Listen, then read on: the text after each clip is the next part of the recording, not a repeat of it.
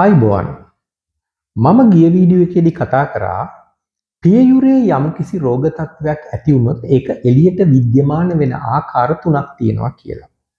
එහෙම නැත්නම් රෝගියා මෙහෙම Tamanට ප්‍රශ්නයක් තියෙනවා කියලා දැනගන්න ආකාර තුනක් තියෙනවා. එක මොකද්ද? පියයුරේ වේදනාවක් ඇතිවීම. එහෙම නැත්නම් මැස්ටැල්ජියා. අපි මේක ගිය වීඩියෝ එකේදී කතා කරා. ඊළඟ දෙවෙනි එක තමයි තනපුඩුවෙන් ශ්‍රාවයක් ගැලීම. ඒක තමයි අද වීඩියෝ එකකින් අපි කතා කරන්න යන්නේ. තුන්වෙනි එක තමයි පියුරේ ගැටිත්තක් ඇතිවීම. බොහෝ රෝග තත්ත්ව මේ රෝග ලක්ෂණ වලින් එකක් හැටියට තමයි විද්‍යමාන වෙන්නේ. නමුත් ඇතැම් විට මේ රෝග ලක්ෂණ තුනම විවිධ රෝග තත්ත්වවල දක්නට පුළුවන්. ඉතින් අපි පළවෙනි එක තමයි මම කිව්වේ මැස්ටැල්ජියා. දැන් අද අපි කතා කරන්න යන්නේ තනපුඩුවෙන් ශ්‍රාවයක් ගැලීම හේවත් නිපල් ඩිස්චාර්ජ් කියන තත්ත්වය. නිපල් එකෙන් ඩිස්චාර්ජ් එකක් එන එක. දැන් මම පියයුරේ කතාන්තරය කියන වීඩියෝ එකෙන් කතා කරා පියයුරේ ස්ට්‍රක්චර් එක එහෙම නැත්නම් පියයුරේ ව්‍යුහ විද්‍යාත්මක ආකාරය මොන වගේද කියලා. දැන් අපි බලමු කාන්තා පියයුරක හරස් කඩක්. මම දැන් අඳින්න යන්නේ ඒක. දැන් මේ කාන්තා පියයුරක හරස් කඩක්. මේ තියෙන්නේ නිපල් එක. දැන් මම කිව්වා මේ කාන්තා පියයුරේ තියෙනවා කියලා කිරි හදන ග්‍රන්ථි 15ක් 20ක් කිරි හදන ෆැක්ටරි 15ක් 20ක් මේවා හැම වෙලෙම කිරි හදන්නේ කිරි හදන්නේ ඇත්තටම ළමෙක් හම්බ වෙන්න ඉන්නකොට තමයි මේවා ඇත්තටම විශාල වෙන්නේ ඊට පස්සේ ළමයාට කිරි දීලා කිරි දෙන කාලෙත් මේවා ගොඩාක් මුළු පියයුර පුරාටම වගේ පැතිරෙන විදිහට මේවායේ සයිස් එක විශාලණීය වෙනවා ආයි ළමයාට කිරි දීම නවත්තපු ගමන් මේවා ශීන වෙලා කුඩා වෙලා යනවා මේ ෆැක්ටරි එහෙම නැත්නම් මේ ග්‍රන්ථීන්ගෙන් මේ කිරි හදන ග්‍රන්ථි වල ඉඳලා මං කියවා කිරි හදන ග්‍රන්ථි තියෙනවා 15ක් 20ක් අතර. මේ හැම ග්‍රන්ථියකම ඉඳලා එක නාලයක් මේ තනපුඩුවට විවෘත වෙනවා. එක නාලයක් මේ තනපුඩුවට විවෘත වෙනවා. ඒතකොට නාල කීයක් තියෙන්න ඕනේද? නාලත් 15ක් 20ක් අතර ප්‍රමාණයක් තියෙන්න ඕනේ. මේ නාල අපි නාලවල හරස් කඩක් ගත්තොත් මේව නිකන් හරියට පුංචි බට වගේ. හරි? පුංචි බට වගේ මේ හරස් කඩක්. මේ එක නාලයක හරස් කඩක් අපි කැපුවොත් අපිට පේන්නේ මෙන්න මෙහෙමයි චූටි බටයක් මේකේ තියෙන දේවල් එළියට එන්නේ නිපල් එක තුලින් එළියට එන්නේ මේ නාලයකින් දැන් ඇත්තටම මේ නාල වලින් තමයි මේ තනපුඩුවේ ශ්‍රාවයක් අපිට දක්නට ලැබෙන්නේ තනපුඩුවෙන් ශ්‍රාවයක් එළියට එන්නේ මේ නාලවල සහ මේ ග්‍රන්ථි වල යම් ගැටලු පැවතුනහම දැන් අපි බලන්න යන්නේ මොනවද මේ යම් ගැටලු කියලා දැන් මුලින්ම දැනගත යුතු කාරණයක් තමයි නිපල් ඩිස්චාර්ජ් කියන එක හරිම කොමන්. ඒ කියන්නේ හරිය නිතර දක්නට ලැබෙන ගොඩක් වෙලාවට රෝගීන් ඇවිල්ලා කියන ડોක්ටර් මෙහෙමයි මගේ නිපල් එකෙන් ඩිස්චාර්ජ් එකක් එනවා කියලා කියනවා. දැන් අපි දැනගන්න ඕනේ මේ නිපල් ඩිස්චාර්ජ් එක ඇති වෙන්නේ මොන අවස්ථාවලදීද කියලා. ඇත්තටම කියනවා නම් මේ නිපල් ඩිස්චාර්ජ් එක ගොඩක් වෙලාවට බහුතරයක් වෙලාවට ඇති වෙන්නේ රෝගී තත්ත්වවලට වඩා පොඩි කායික විද්‍යාත්මක දේවල් හින්දා තමයි ඇති වෙන්නේ. අපි මේකට කියනවා ෆිසියොලොජිකල් දේවල් හින්දා ඇති වෙන. ඒවා ඇත්තටම රෝගී තත්ත්ව නෙවෙයි, ස්වභාවික තත්ත්ව. දැන් උදාහරණයක් හැටියට කියනවා නම් මම ඔබට කිව්වා දැන් කාන්තාවකගේ අර හෝමෝන චක්‍රය හැම වෙලෙම එක බැලන්ස් එකට පවත්වාගෙන යන්න බෑ. බැලන්ස් එකේ පොඩි ප්‍රශ්න ඇති වෙන්න පුළුවන්. එතකොට මේ සමහර වෙලාවට මේ නාලවල ක්‍රියාකාරීත්වය නැත්නම් ග්‍රන්ථිවල ක්‍රියාකාරීත්වයේ යම් විපර්යාසයන් වෙලා මේ ශ්‍රාවයන් එළියට එන්න පුළුවන්. ඒක එක. දෙක ඇතැම් විට ලිංගික උත්තේජනය නිසා මේක වෙන්න පුළුවන්. තුන ඇතැම් අපි පාවිච්චි කරන විවිධ ඖෂධවල අමතර අපි එකට කියනවා සයිඩ් ඉෆෙක්ට් එකක් එහෙම නැත්නම් පොඩි අතුරු ඵලයක් හැටියටත් මේ නිපල් එකෙන් මේ වගේ ශ්‍රාවයක් එන්න පුළුවන්. උදාහරණයක් හැටියට කියනවා නම් ඇතැම් විට මේ ગેස්ට්‍රයිටිස් වලට ගන්න විවිධ ඖෂධ මානසික ආතතියට ගන්න විවිධ ඖෂධ එතකොට වමනේ අනේක වළක්වන්න ගන්න එක ඖෂධ ඒ වගේ දේවල් වලින් මේ නිපල් ඩිස්චාර්ජ් එක ඇති වෙන්න පුළුවන්. ඒවයි අතුරු ඵලයක් හැටියට. ඉතින් ඔබට දැන් තේරෙනවා ඇති ගොඩක් වෙලාවල් වලට මේ නිපල් ඩිස්චාර්ජ් එක ඇති වෙන්නේ රෝගී තත්වයක් හින්දා නෙවෙයි කියලා. දැන් ඇත්තටම කියනවා නම් කවුරු හරි මගෙන් අහුවොත් එහෙම නිපල් ඩිස්චාර්ජ් එක බය වෙන්න ඕනේ නැත්තේ මොන ලක්ෂණ තියෙනකොටද? එක ඇතැම් විට ඔබ නිපල් ඩිස්චාර්ජ් එක දකින්නේ පියයුර මිරිකනකොට තමයි නිපල් ඩිස්චාර්ජ් එක දකින්නේ. ඔබ සමහරවිට පියයුර පරීක්ෂා කරනවා කාන්තාවන්. හරි. එතකොට මේ මිරිකනකොට තමයි ඔවුන් දකින්නේ පියයුරෙන් ස්‍රාවයක් එනවා කියලා. ඒක ගොඩක් වෙලාවට ස්වභාවික තත්ත්වයක්. අර මං කියන ස්වභාවික අවස්ථාවල් වල මේ වගේ ස්‍රාවයන් දක්නට පුළුවන්. ඉතින් ඒ ගොඩක් වෙලාවට අපිකට කියනවා මේ ඇත්තටම මේක ස්පොන්ටේනියස් නොවන. ඒ කියන්නේ ඉබේ එන්නේ නැහැ. අපි පියුර මිරිකනකොට තමයි ඒ ස්‍රාවය එළියට එන්නේ. ඒ වගේ අවස්ථාවල් ගොඩක් වෙලාවට අහිංසක අවස්ථාවල්. දෙවැනි එක තමයි පියයුරු දෙකෙන්ම ස්‍රාවයක් එනවා නම්. දැන් පියයුරු දෙකෙන්ම එක සැරේ එකම රෝගාබාධය හටගන්න තියෙන chance එක ගොඩක් අඩුයි.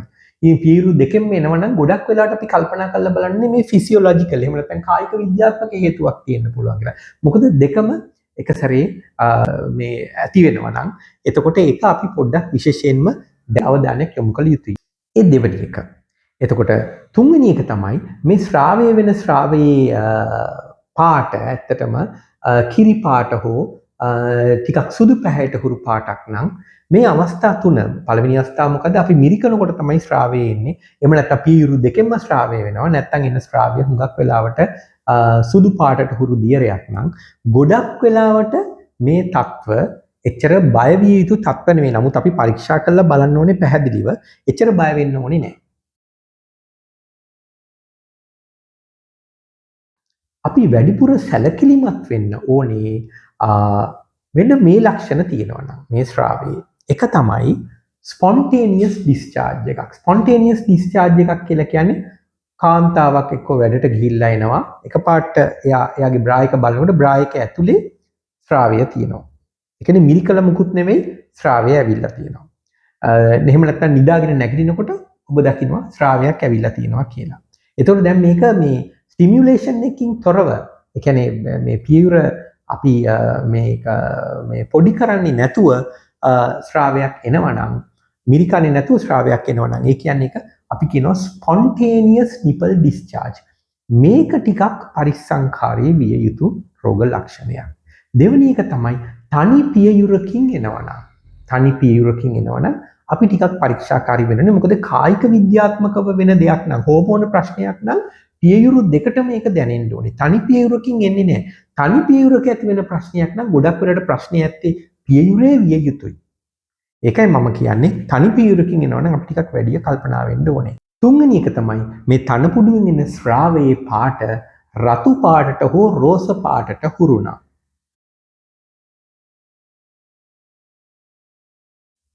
ඔන්න ඔය තුන තියෙනවා නම් ඇත්තටම අපි වැඩිපුර කල්පනාකාරී විය යුතුයි. දැන් ඇත්තටම වෛද්‍යවරුන් හැටියට අපි දැඩි අවධානයක් යොමු කරනවා ඒ එක්කෝ ස්පොන්ටේනියස් ඩිස්චාර්ජ් එකක් නම් ඉබේම ස්‍රාවය එනවා නම් එක්කෝ ඒක තනි පියුරකින් එනවා නම් තුන ඒකේ පාට තනපුඩුවෙන් එන ඒ ස්‍රාවයේ පාට මොන වගේද කියන එකත් අපිට වැදගත් වෙනවා. රතු පැහැයට හෝ රෝස පැහැයට හුරු නම් අපි ටිකක් කල්පනාකාරී විය යුතුයි. දැන් ඒකෙන් අදහස් කරන්නේ අර අපි මිරිකනකොට ස්‍රාවයක් එන එක 100%ක්ම භයානක නොවන තත්ත්වයක් කියලා. එහෙම කියන්න බෑ. ඔබට තනපුඩුවෙන් ස්‍රාවයක් එනවා නම් ඔබ අනිවාර්යයෙන්ම වෛද්‍යවරයෙකු හමු වීමට යා යුතුයි. වෛද්‍යවරයා තමයි ඒක තීරණය කරන්නේ. ඒ හින්දා මතක තියාගන්න. දැන් ඇතම් කාන්තාවන්ට තියෙන තත්ත්වයක් කිරිබොන වයසේ දරුවන් නැහැ. නමුත් පියයුරු දෙකෙන්ම එනවා කිරි ස්‍රාවයක් එනවා. දැන් මේක අපි කියනවා ගැලැක්ටරියා කියලා හඳුන්වනවා. කිරි ගැලීම. දැන් මේකට ඇතැම් විට හේතුවක් වෙන්නේ මේ ගැලැක්ටරියට හේතුවක් වෙන්නේ පිටියුටරි ග්‍රන්ථයේ තියෙන ප්‍රොලැක්ටින් කියන හෝමෝනය හදන සෛලන්. මේ ප්‍රොලැක්ටින් කියන හෝමෝනය තමයි කිරි නිෂ්පාදනය කරන්නේ. මෙතන කුඩා ටියුමර් එකක් හට ගන්නවා. කුඩා වර්ධිතයක් හට ගන්නවා. මේ වර්ධිතය පිළිකාවක් නෙමෙයි අහිංසක වර්ධිතයක්. මේ වර්ධිතය නිසා මොකද වෙන්නේ? මේ කාන්තාවගේ මේ කිරි ග්‍රන්ථි විශාලනය වෙලා ඒක ස්ටිමියුලේට් කරනවා මෙයාට කිරි නිෂ්පාදනය කරන්න. ඒතකොට පියුරු දෙකෙන්ම කිරි එනවා. දැන් ඒ වගේ අවස්ථාවලදී ඇත්තටම අපි ට්‍රීට් කරන්න ඕනේ පියයුරට නෙමෙයි. මොකද පියයුරේ නෙමෙයි ප්‍රශ්නේ තියෙන්නේ පිටියුටරියේ. අපි බ්‍රෝමොක්‍රිප්ටින් කියලා ඖෂධයක් තියෙනවා. ඒ ඖෂධය ලබා දුන්නාම අර ඇත්තටම අර තියෙන ප්‍රොලැක්ටිනෝමා එකේ තියෙන ලක්ෂණත් පහළ වෙලා යනවා. රෝගියා ගොඩක් වෙලාවට සුවපත් වෙනවා. ලොකු දෙයක් කරන්න අවශ්‍ය වෙන්නේම නැහැ. දැන් අපි බලමු ඇත්තටම කියනවා අපේ ප්‍රධානම බය තියෙන පිළිකාවක් ගැනනේ. පිළිකාවක් කොහොමද ඇත්තටම මේ නිපල් ඩිස්චාර්ජ් එකක් වගේ එන්න පුළුවන් කියලා. විද්‍යමාන වෙන්න පුළුවන් කියලා. දැන් මම කිව්වා මේක දැන් ඇත්තට මේ එක එක නාලය ගත්තොත් මේ නාලයේ හරස් කඩක් අපි ගත්තොත් මේක පුංචි බටයක් වගේ කියලා. පිළිකා ගොඩාක් හටගන්නේ. පිළිකා විශාල ප්‍රමාණයක් හටගන්නේ 85%කට වඩා හටගන්නේ මෙන්න මේ නාල ඇතුලේ. මේ සෛලවල තමයි හටගන්නේ.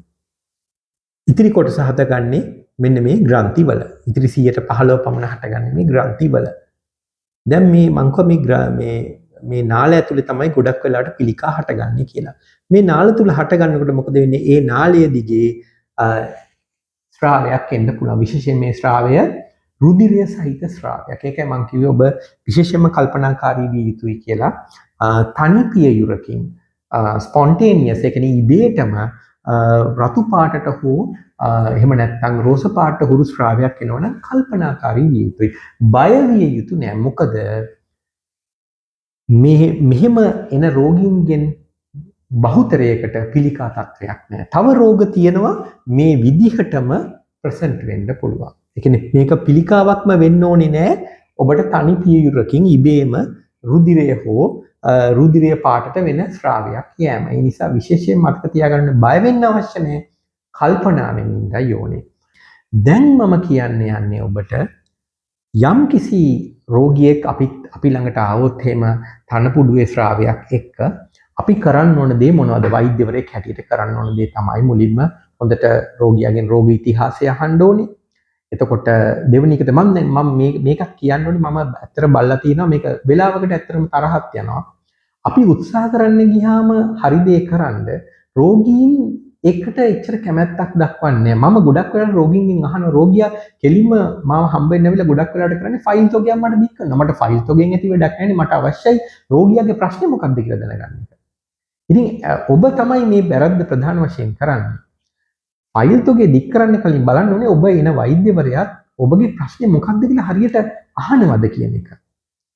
එතකොට මම කියන්නේ පළවෙනි දේ තමයි රෝග ලක්ෂණ මොනවද? මේවා ආවේ කොහොමද? එතකොට කලින් පවුලේ තියෙනවද අනිත්‍යයට පීරු පිළිකාවක් හැදිලා? වෙන වෙන ප්‍රශ්න තියෙන අය ඉන්නවද පවුලේ? ඒවා හරි දේ හරියට මේ රෝග ඉතිහාසය වෛද්‍යවරයා දැනගන්න ඕනේ. ඒක දැනගත්තට පස්සේ මොකද කරන්න ඕනේ? පරීක්ෂාවට ලක් කරන්න ඕනේ පියයුර. පියයුර පරීක්ෂා කරලා බලනකොට වෛද්‍යවරයා විශේෂයෙන් බලන දෙයක් තමයි මේ ඩිස්චාර්ජ් එක ඇත්තටම පියයුරු දෙකෙන් එනවද? තනි පියයුරකින් එනවනම් දැන් මේක අපි තනපුඩුව කියලා කියමු. මේ තනපුඩුව මේ අර වටේ තියෙන අර මං කිව්වේ ටිකක් කළු පැහැති රවුම් ප්‍රදේශය අපි කියනවා ඉංග්‍රීසියෙන් ඇරියෝලා කියලා. මේ තනපුඩුවේ සමහර වෙලාවට අපිට මිරිකනකොට පේනවා තනපුඩුවේ එක තැනකින් විතරක් බිඳුවක් එනවා. සමහර වෙලාවට මුළු තනපුඩුවෙන්ම අපිට දකින්න පුළුවන් ස්‍රාවයක් එනවා කියලා. තනපුඩුවේ ගොඩක් තැන් වලින්. එතකොට මෙහෙම එක තැනකින් එනවනම් ඒ කියන්නේ තනි නාලයක තමයි ප්‍රශ්නේ තියෙන්නේ.